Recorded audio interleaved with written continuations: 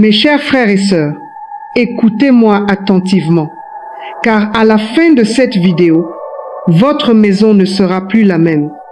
Elle va devenir une véritable forteresse spirituelle. Je parle d'une muraille infranchissable que n'importe quelle entité maléfique ou esprit de nuit ne pourra jamais atteindre, car la présence et la gloire du Dieu vivant vont y régner en maître. Vous allez bientôt comprendre pourquoi je vous affirme cela avec autant de certitude. Fermez les yeux un court instant et imaginez la scène que je vais vous décrire. Nous sommes au cœur d'une nuit sans lune, une nuit lourde, noire et étouffante, comme celle que nous connaissons si bien dans les quartiers d'Aqua, ici à Douala. C'est ce moment précis où l'air salé, qui remonte de l'océan, se mélange à l'humidité poisseuse et pesante des rues qui étaient bondées la journée.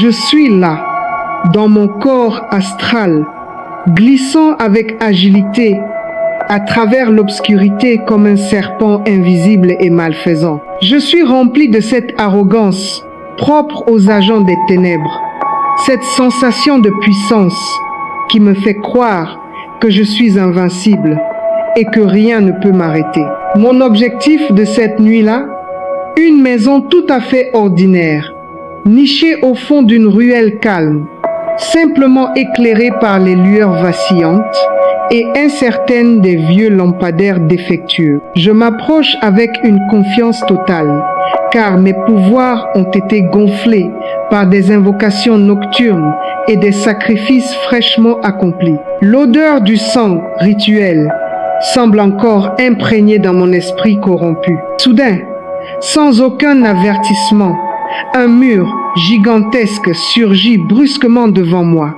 Ce n'était pas un mur fait de briques, de parpaings ou de béton comme on en voit partout.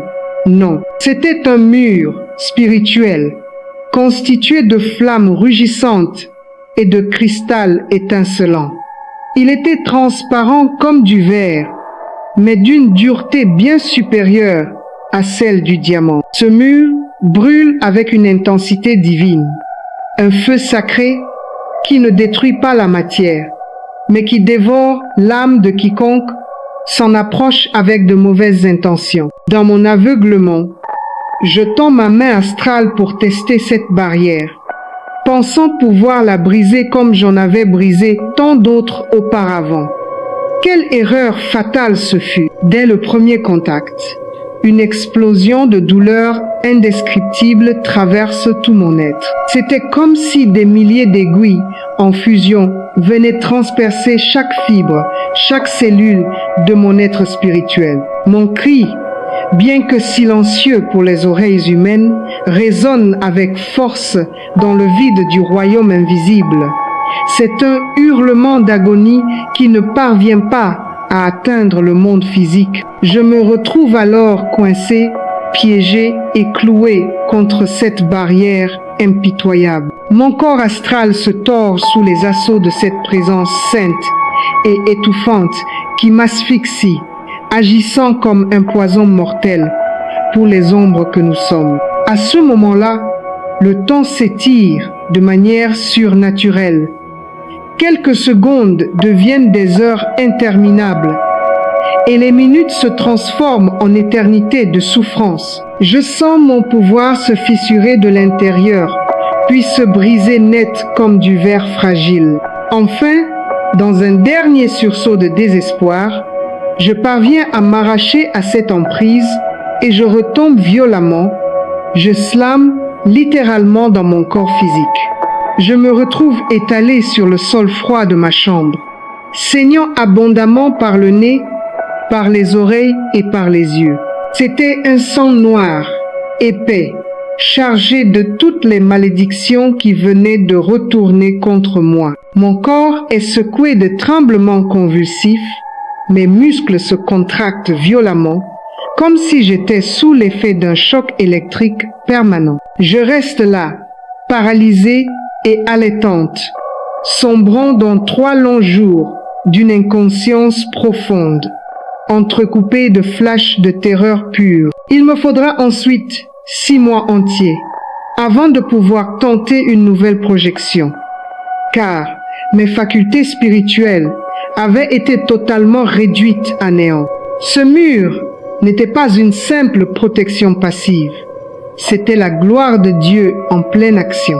C'était une réponse furieuse et protectrice du ciel face à l'adoration sincère que les enfants de Dieu élevaient dans ce foyer. Ce soir, je viens vous révéler, avec tous les détails que j'ai gardés jalousement enfouis pendant des années, ce qui crée précisément ce bouclier impénétrable. C'est ce que nous, les agents des ténèbres dans les cercles de nuit camerounais, craignons plus que la foudre divine elle-même. Je vais vous expliquer pourquoi, dans nos loges secrètes, nous évitions systématiquement ces maisons comme si elles étaient des zones maudites pour nous. Elles étaient marquées d'un sceau que même les démons les plus anciens et les plus expérimentés ne pouvaient pas défier.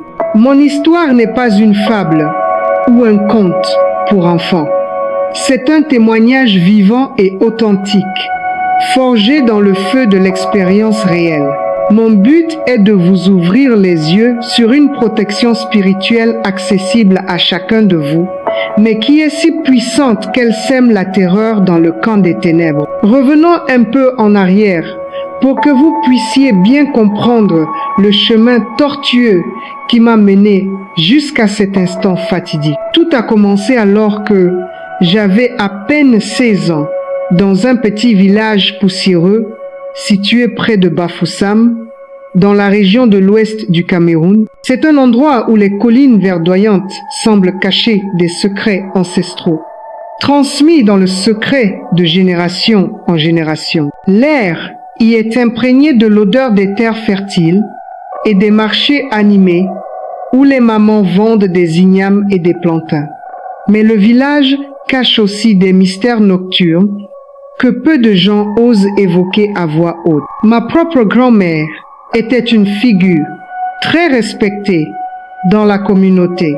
C'était une traditionnaliste ou une guérisseuse, comme on dit souvent chez nous. C'était une femme sage qui semblait soigner les maux du corps avec des écorces d'arbres sacrés, des feuilles pilées avec soin et des potions à base de racines cueillies à la lueur de la pleine lune. Tout le village venait la solliciter pour obtenir des remèdes contre les fortes fièvres, les douleurs articulaires ou pour aider lors de grossesses compliquées. Elle dégageait une aura de mystère, toujours parée de ses colliers de perles et de ses tatouages discrets sur les bras, qui étaient pour elle les symboles d'une sagesse très ancienne. Pourtant, derrière cette façade de bienveillance se cachait une implication très profonde dans la haute sorcellerie. C'était un héritage sombre et pesant qui remontait sur plus de 4 générations dans ma lignée. Ma famille entretenait des liens étroits avec des esprits, mais pas les bons. Il s'agissait d'entités qui exigent des pactes de sang et des offrandes nocturnes régulières. Quand j'ai atteint l'âge de 16 ans, qui est souvent l'âge où les jeunes filles commencent à porter le pouvoir dans ces cercles occultes, elle m'a prise à part un soir. Nous étions sous un manguier centenaire dont les branches semblaient murmurer des choses au vent. D'une voix basse et rauque, marquée par l'accent bamiléké de nos terres, elle m'a dit « Ma fille, le moment est venu pour toi. Le sang de nos aïeuls coule avec force dans tes veines et tu dois maintenant entrer dans le cercle de nuit pour honorer notre héritage familial. » Je n'ai pas hésité une seule seconde. Depuis mon enfance, j'étais fasciné par les récits qu'elle me faisait sur les voyages astraux et les victoires remportées sur les ennemis invisibles. Mon initiation a eu lieu à minuit précis, dans un bosquet sacré, caché au fond d'une vallée brumeuse. C'est un endroit où les cris des oiseaux de nuit et le bruissement suspect des feuilles créaient une atmosphère sinistre. Le sol était encore humide de la rosée nocturne et l'air était lourd, chargé d'encens brûlé et d'herbes rituelles puissantes. Ils étaient tous présents. Les membres du couvent, des ombres encapuchonnées portant des masques sculptés qui représentaient nos esprits gardiens. Ils ont alors entaillé ma paume gauche avec une lame de fer ancien très aiguisée. Mon sang a coulé, chaud et visqueux, pour remplir un bol de terre cuite. Ils l'ont ensuite mélangé avec diverses substances rituelles, des poudres d'os broyés, des extraits d'écorce toxiques et des plumes d'oiseaux sacrifiés pour l'occasion. Ils m'ont forcé à boire ce mélange amer qui me brûlait la gorge, comme si j'avalais du feu liquide. Ensuite sont venus les serments solennels. J'ai juré une fidélité absolue aux esprits et j'ai promis de servir le camp des ténèbres en échange de l'obtention du pouvoir. Mes paroles résonnaient dans l'air de la nuit, invoquant des entités anciennes qui répondaient à mon appel par des vents froids et des ombres dansantes. À partir de cet instant précis, mes yeux spirituels se sont ouverts sur le monde invisible. Je pouvais désormais voir les auras sombres qui entouraient certaines personnes, ainsi que les entités maléfiques attachées aux familles maudites. Je voyais les flèches spirituelles qui filaient dans la nuit comme des éclairs que personne ne remarque. J'avais la capacité de quitter mon enveloppe charnelle pour flotter au-dessus des toits de chaume et de tôle. On me confiait alors des missions précises. Je lançais des attaques destinées à bloquer des dossiers administratifs importants.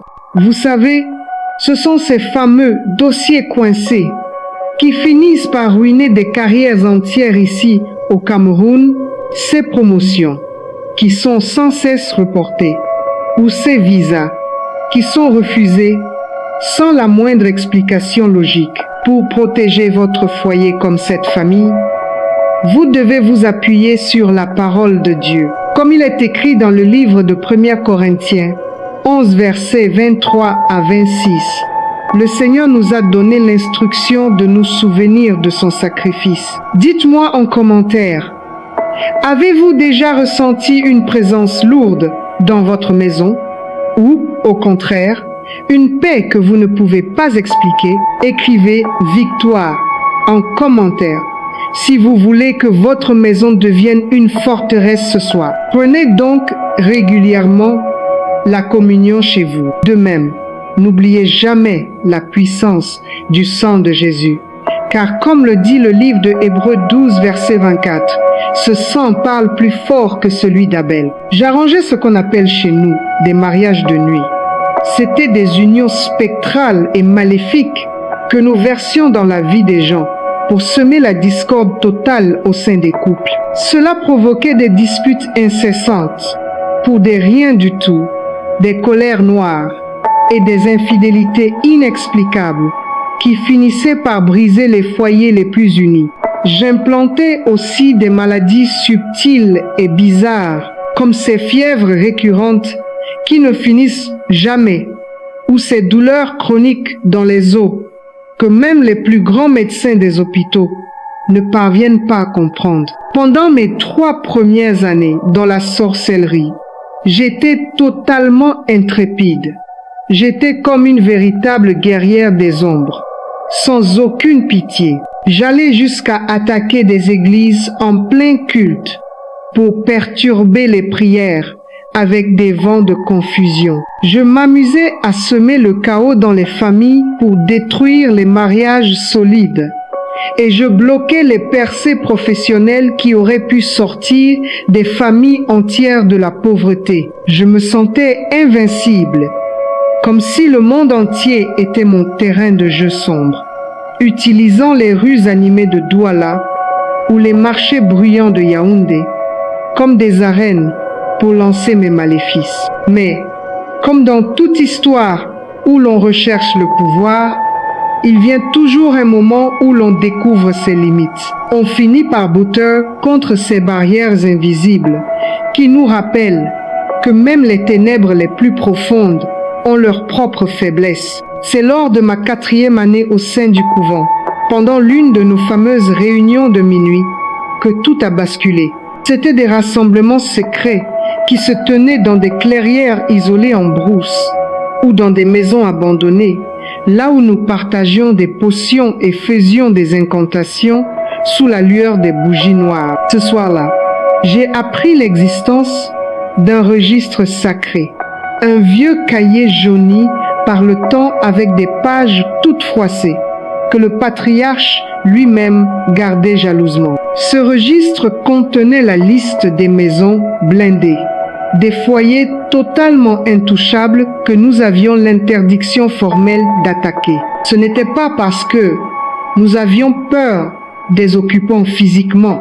Non, ces familles n'étaient pas forcément composées de pasteurs charismatiques qui crient dans des micros ou de prophètes aux visions tonitruantes.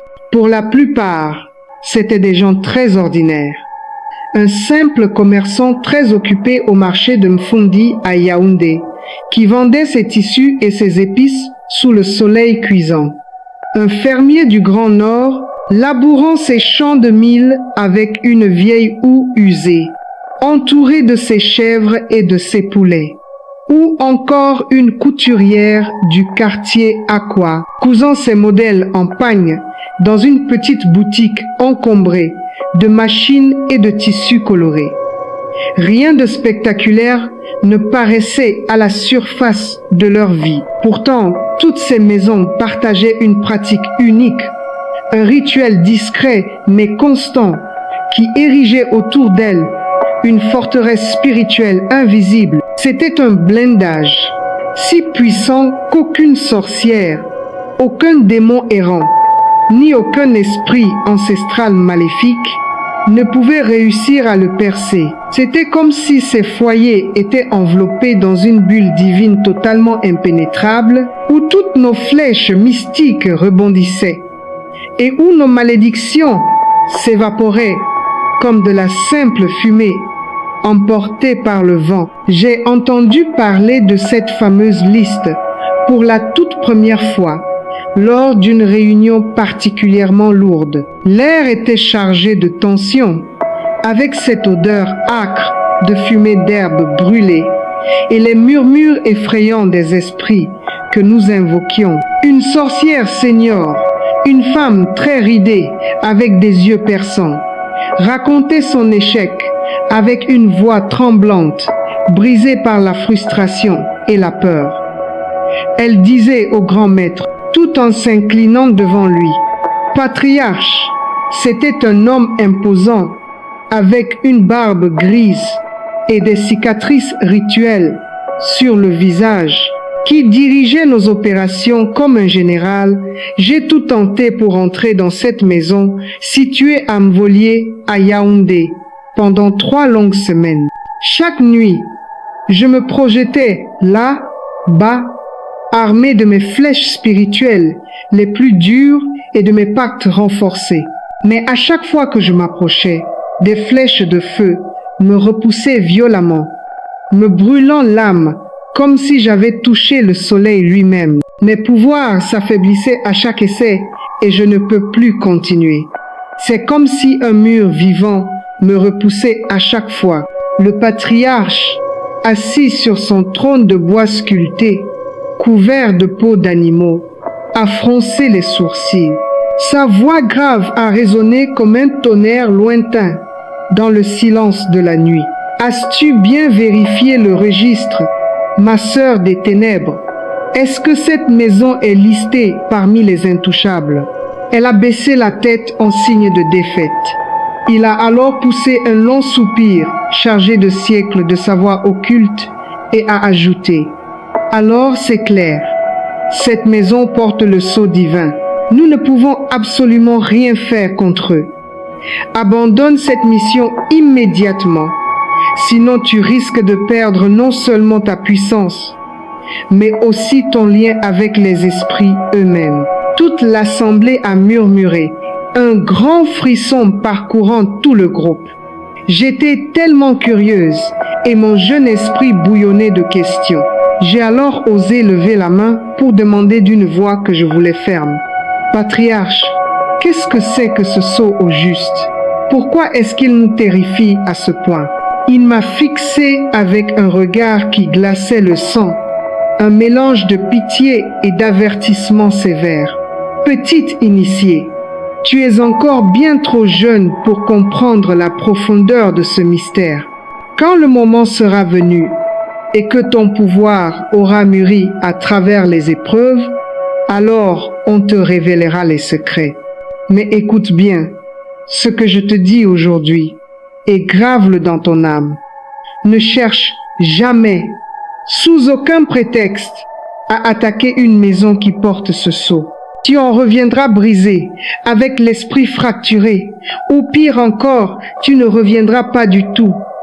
Les ténèbres ont leurs règles, et ce sceau est la loi divine qui nous domine tous. J'aurais vraiment dû écouter ces paroles de sagesse, nées de décennies de batailles spirituelles, mais j'étais trop arrogante, remplie de cette fierté des jeunes sorciers qui pensent que leur nouveau pouvoir peut défier l'univers tout entier. Je me disais que mon ascension rapide dans le couvent, car j'avais déjà réussi des missions que même les anciens craignaient, me rendaient spéciale et invulnérable. Je voulais à tout prix faire mes preuves pour impressionner le patriarche et monter en grade dans la hiérarchie, espérant devenir une gardienne des flèches. Alors, une nuit où la lune était cachée derrière de gros nuages épais, j'ai profité d'un moment où personne ne regardait pour fouiller dans le registre secret.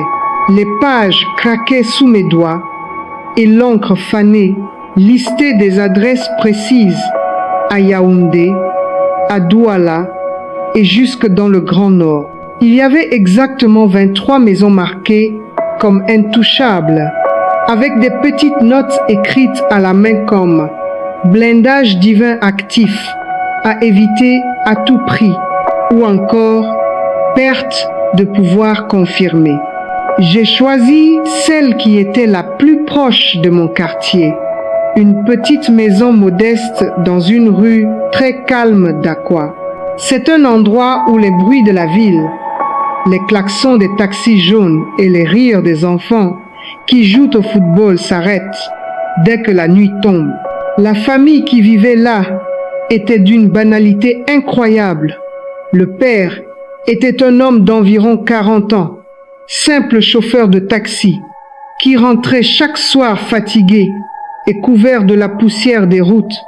Sa femme était une vendeuse au marché, avec des mains cailleuses, à force de porter des fruits toute la journée.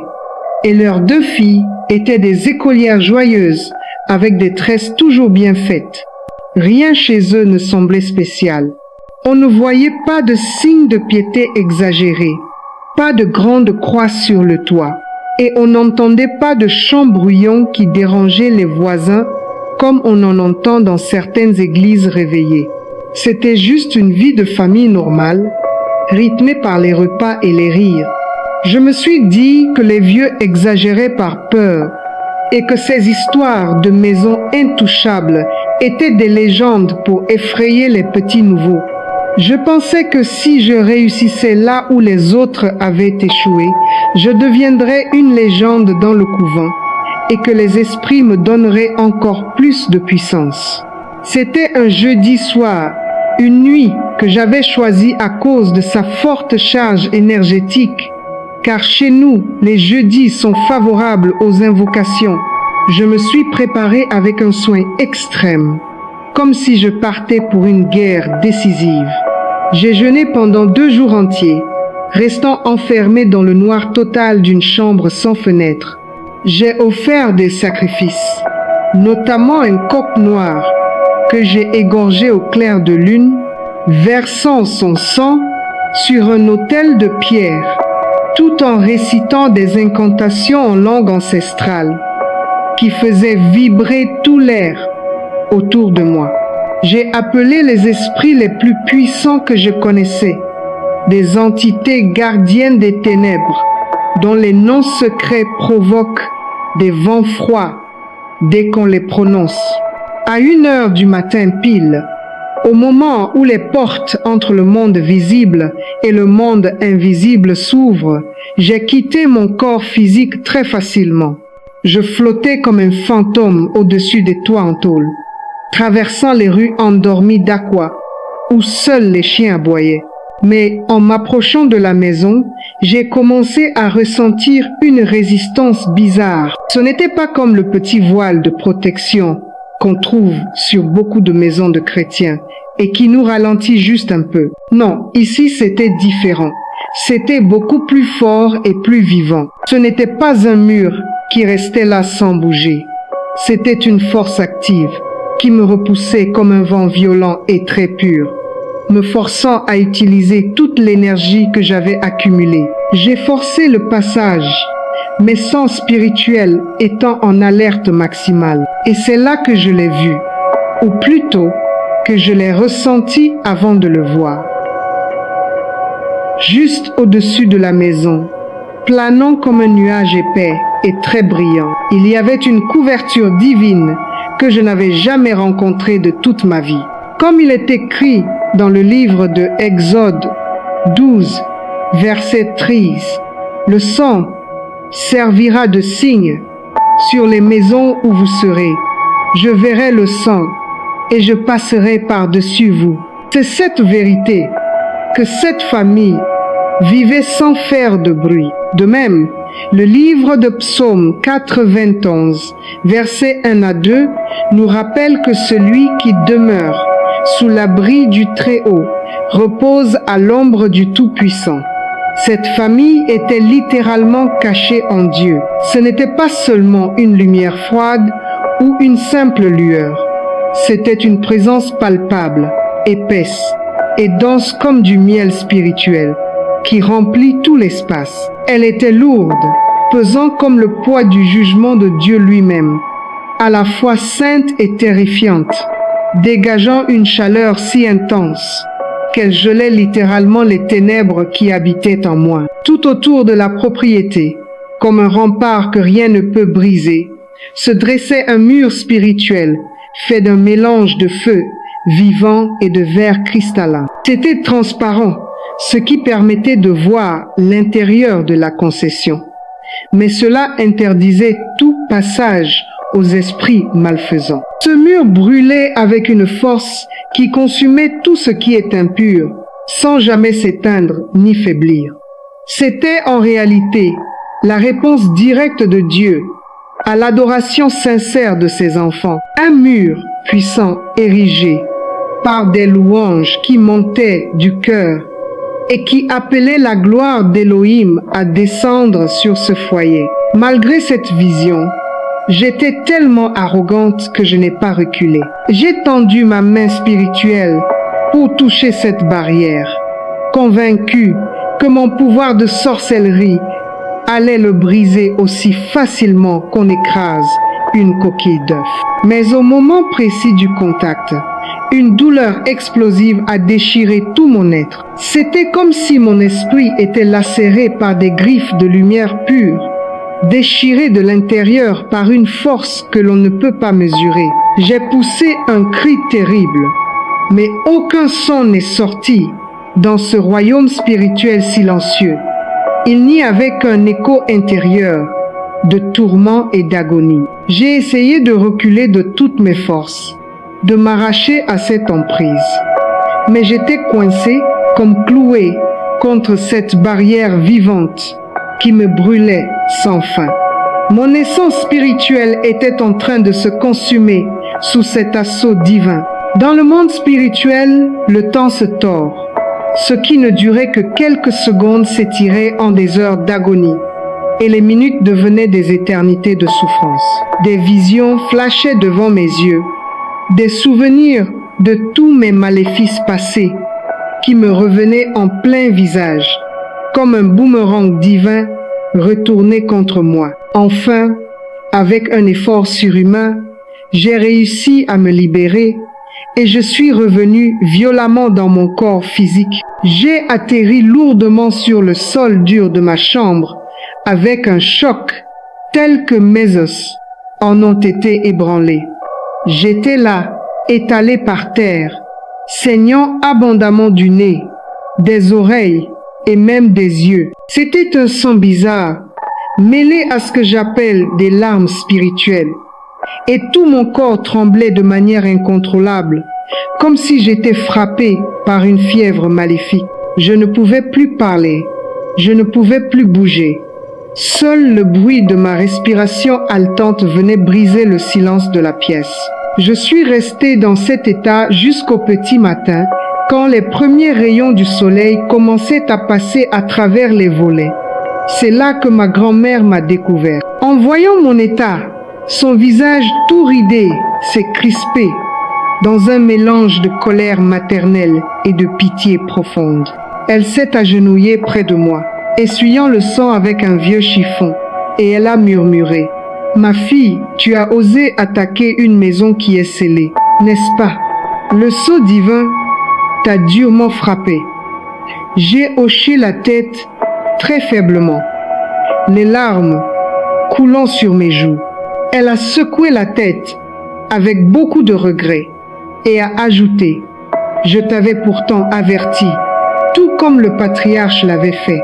Maintenant, tu vas payer le prix fort, car les ténèbres ne pardonnent jamais l'arrogance face à ce qui est divin. » Pendant 3 jours entiers, je suis resté entre la vie et la mort, dérivant entre la conscience et l'inconscience. Mon corps était devenu aussi faible que celui d'un nouveau-né, et j'étais hanté par des cauchemars où ce fameux mur de feu me poursuivait sans cesse. Quand je me suis enfin réveillée, totalement épuisée mais vivante, j'ai essayé de me projeter à nouveau dans le monde spirituel, mais rien ne s'est passé. Mon pouvoir avait totalement disparu, évaporé comme la rosée du matin sous le soleil de Douala. Ce n'était pas seulement affaibli, c'était totalement annihilé, réduit à zéro. Il m'a fallu 6 mois entiers de rituels intenses, avec des bains d'herbes amères, des invocations chaque jour et des sacrifices répétés, pour que je puisse récupérer une petite fraction de mes anciennes capacités. Et même après cela, je n'ai jamais retrouvé ma force d'autrefois. Une partie de mon esprit restait marquée, comme si ce feu divin avait laissé une cicatrice éternelle en moi. Une fois remise tant bien que mal, j'ai exigé d'avoir des réponses claires. J'ai confronté ma grand-mère dans une conversation lourde d'émotions. « Dis-moi toute la vérité. » ai-je supplié, la voix encore brisée par la peur. Elle a hésité un long moment, puis avec un soupir résigné, elle m'a révélé le secret. Cette famille du quartier Aqua faisait de l'adoration l'élément central de leur foyer. C'était le pilier quotidien qui transformait leur simple maison en un sanctuaire pour Dieu. Chaque semaine, ils se réunissaient en famille, pas dans une grande église, avec des tambours qui font trop de bruit ou des micros qui hurlent, mais tout simplement chez eux, dans l'intimité de leur salon modeste, au milieu de leurs meubles simples. Ils chantaient des louanges et des hymnes tirés de la Bible avec leur voix sincère, même s'ils n'avaient pas de grands instruments, ni de tam-tam retentissants, ni de guitares électriques. Leur cœur était pur. Leurs paroles de gratitude et d'exaltation pour Dieu créaient une atmosphère de respect et de calme. Il n'y avait pas de cris pour déranger les voisins, pas de veillée bruyante pour attirer l'attention. C'était une adoration authentique qui saturait l'air spirituel de leur foyer comme un parfum divin. Cela rendait l'endroit totalement étouffant pour n'importe quel esprit des ténèbres. Comprenez bien ceci, mes frères et sœurs, car c'est la clé qui a changé ma vie et qui peut transformer la vôtre aujourd'hui. Dieu aime l'adoration, parce que c'est là qu'il établit son siège de gloire. La Bible nous le dit clairement dans le livre de Psaume 22, verset 4. « Pourtant tu es le Saint, tu sièges au milieu des louanges d'Israël. » Imaginez un instant, quand une famille se met à adorer ensemble avec une foi réelle, et un grand respect. C'est comme si elle invitait le roi des rois à venir s'asseoir au centre de son salon. Cela transforme une maison ordinaire en un véritable palais pour Dieu. Ici au Cameroun, nos traditions parlent souvent de sièges sacrés pour les esprits des ancêtres.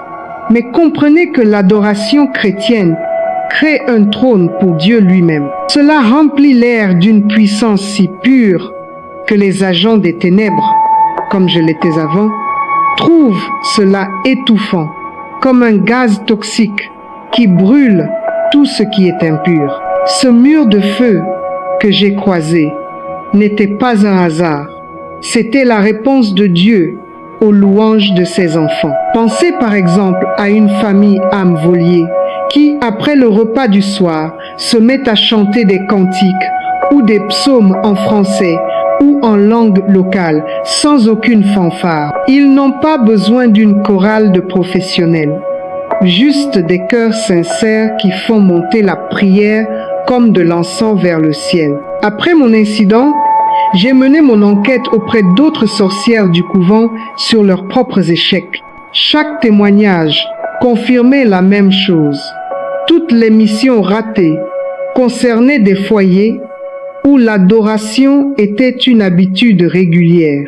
Que ce soit chaque semaine ou chaque mois, c'était constant et imprégné d'une foi profonde. Ces maisons étaient marquées dans le monde spirituel comme des territoires appartenant à Dieu, avec un blindage que nos attaques ne pouvaient pas traverser. C'était comme si nos flèches tapaient sur un gilet pare-balles divin. La parole de Dieu le confirme dans le livre de Jean 4, versets 23 à 24, où Jésus explique que le Père cherche de vrais adorateurs qu'il adore en esprit et en vérité. Cette adoration n'est pas pour faire du spectacle. C'est une connexion profonde qui renouvelle votre alliance avec le Seigneur. Dans le monde des ténèbres, nous comprenons très bien ce que sont les alliances, comme ces pactes de sang familiaux que les gens craignent tant au Cameroun. Ce sont ces doigts spirituels qui lient des générations à des malédictions, faisant que la pauvreté ou les maladies se transmettent de père en fils sans aucune raison logique. Mais l'adoration sincère brise ces chaînes et installe la protection du Très-Haut.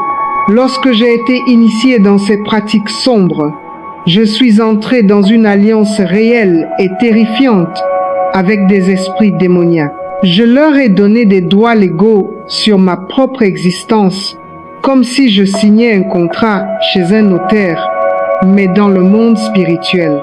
Mais comprenez bien ceci, quand un chrétien se met à adorer le Seigneur, il renouvelle son alliance avec Jésus-Christ.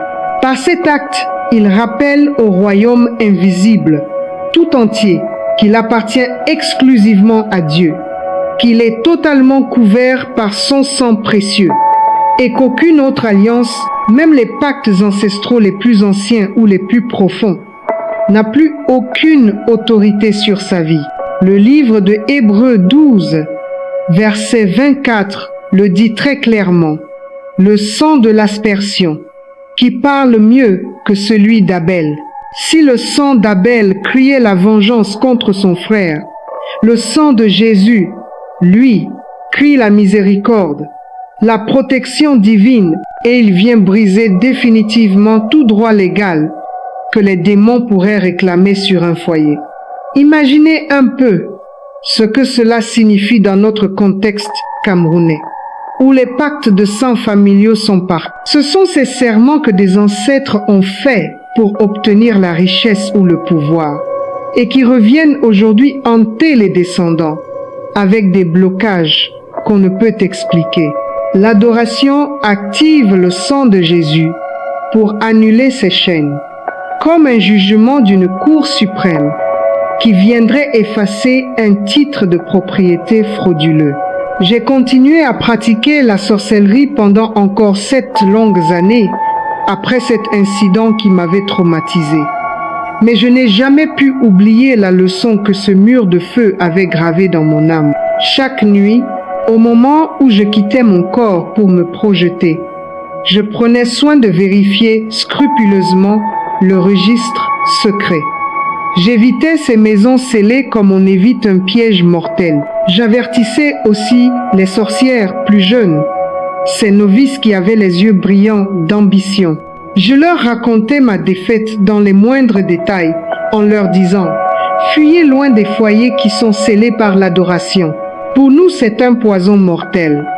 C'est un feu qui nous consume sans aucune pitié. » Petit à petit, ma peur de cette couverture divine, cette présence étouffante qui remplissait l'air, a fini par devenir plus grande que la confiance que j'avais en mes propres pouvoirs. Cela a commencé à détruire ma loyauté envers le camp des ténèbres. En 2017, je me suis retrouvé dans un service d'église improvisé à Yaoundé, dans une petite assemblée du côté de Mvolier. L'air vibrait de chants tout simples et de prières ferventes. Le pasteur, un homme très humble avec une voix chaude et rassurante, enseignait sur la puissance de l'adoration. Il disait ceci: « Beaucoup de chrétiens pensent que l'adoration est réservée seulement à l'église, avec des orchestres compliqués et des lumières partout. Mais non, l'adoration est un trône que vous installez pour Dieu dans votre propre foyer.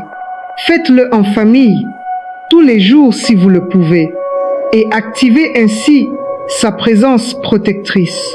Vous n'avez pas besoin de faire du bruit. Il faut juste des cœurs sincères qui exaltent Elohim. » Pendant qu'il parlait et qu'il citait des versets bibliques comme si c'était des armes de guerre, quelque chose s'est brisé en moi. C'était comme un mur intérieur de ténèbres qui craquait sous la force de la lumière. J'ai réalisé, alors que les larmes coulaient sur mon visage, que j'avais passé des années à avoir peur de la chose même qui pouvait me libérer.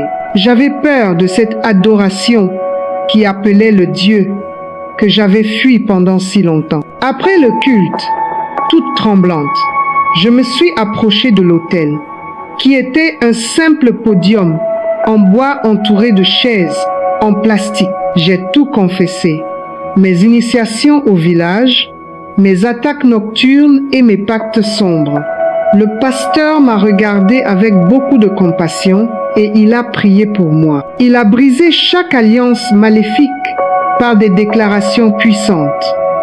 Il m'a conduite dans une délivrance intense où j'ai vraiment senti les chaînes se rompre les unes après les autres. Ce jour-là, j'ai été délivré de 11 années d'un esclavage oppressant, de nuits hantées par la peur et de journées remplies de culpabilité. Et ce mur de feu que je craignais autrefois est devenu aujourd'hui le rempart qui me protège.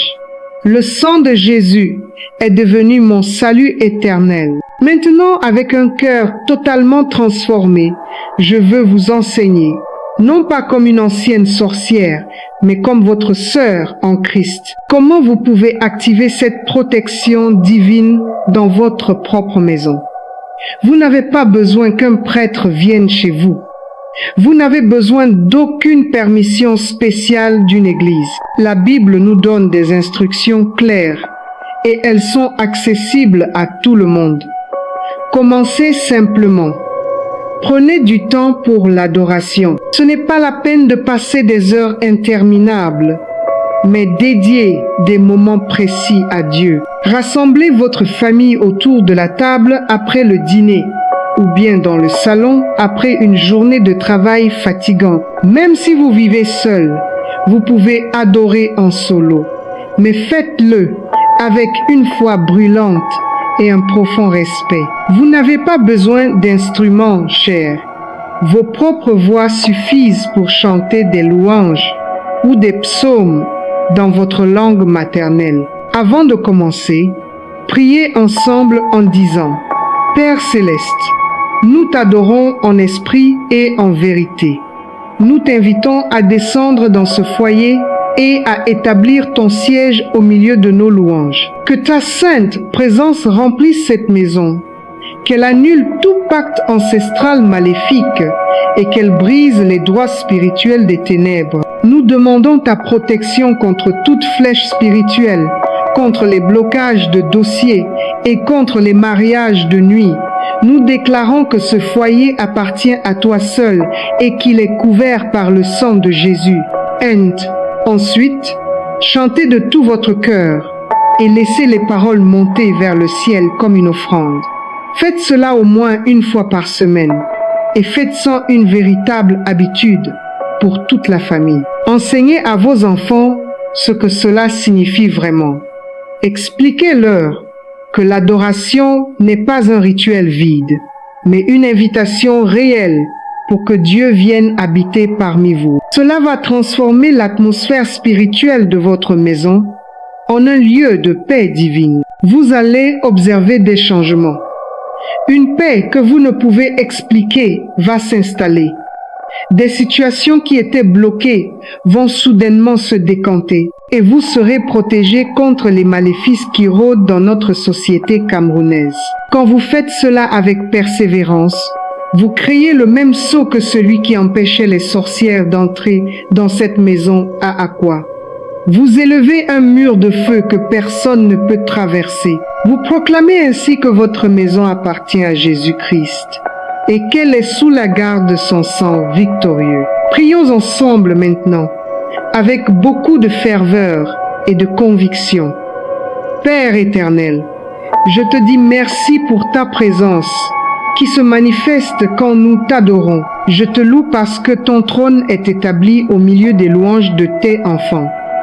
Merci parce que ton sacrifice sur la croix a été suffisant pour me sauver, pour me protéger et pour couvrir ma maison contre tout mal. À partir d'aujourd'hui, je m'engage solennellement à t'adorer régulièrement dans mon foyer, que ce soit avec ma famille ou quand je suis seul, car j'invite ta gloire à descendre. Je déclare que le sang de Jésus scelle cette maison comme un rempart que rien ne peut vaincre, que chaque sorcière, chaque démon et chaque esprit des ténèbres, qu'ils viennent des cercles de nuit ou des pactes de nos ancêtres, soient étouffés et incapables d'opérer ici. Que cette maison soit marquée comme un lieu intouchable, un territoire de Dieu couvert par le sang de l'agneau, au nom puissant et victorieux de Jésus-Christ. Amen. Si ce message vous a ouvert les yeux et a touché votre cœur, ne restez pas sans rien faire. Agissez tout de suite. Cette semaine même, rassemblez votre famille. Si c'est nécessaire, achetez un petit cahier de chant ou utilisez votre téléphone pour mettre des louanges. Commencez par 15 minutes d'adoration sincère, sans faire de bruit excessif, juste avec des cœurs unis. Faites-en une habitude solide, aussi naturelle que le fait de manger le matin. Et vous verrez avec émerveillement comment l'ennemi, qui avait autrefois un accès libre à votre maison pour semer la discorde, les blocages et les maladies, se retrouve brusquement enfermé dehors. Il sera impuissant face au mur de feu divin que vos louanges auront construit. Que le Seigneur Dieu vous bénisse abondamment dans cette nouvelle saison de protection spirituelle.